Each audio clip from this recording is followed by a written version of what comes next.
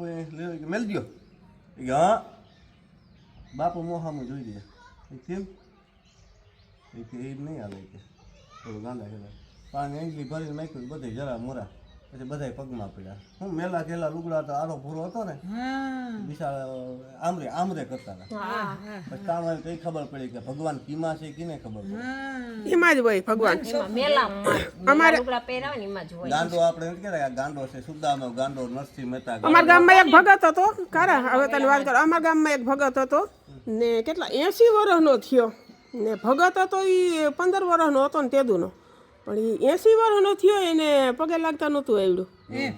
પગે લાગતા આપણે પાયઠા પગે લાગે ને એ પગે લાગતા નહોતું આવડતું તો એ પગે લાગતા એને ના આવડ્યું બરાબર તો આપણે કહીને કાન બાપા હતા કે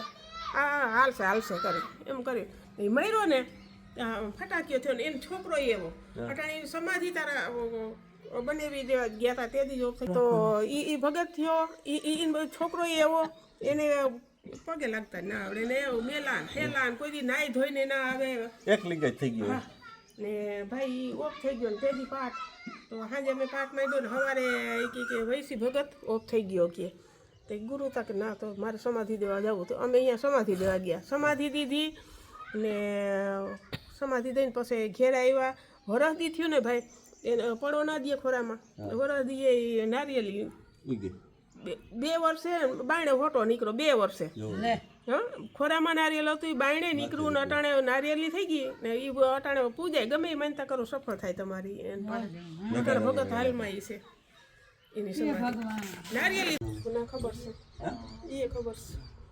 છે એ પહેલેથી વાત મૂકી મેઘા દાદા એ કેટલી સમાધિ લીધી મેઘા દાદાની સમાધિ કેટલી જગ્યાએ છે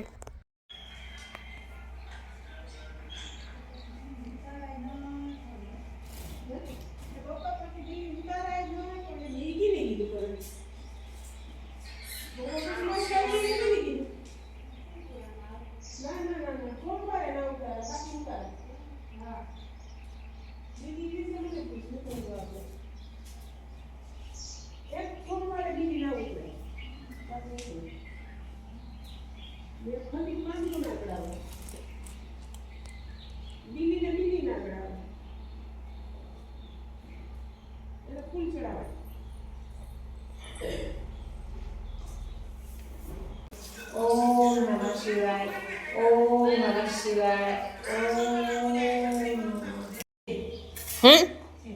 છે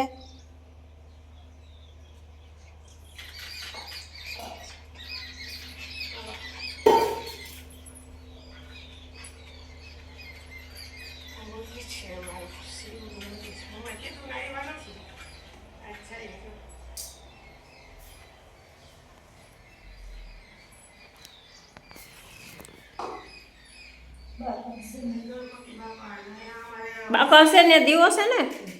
દીવો એમાંથી કરી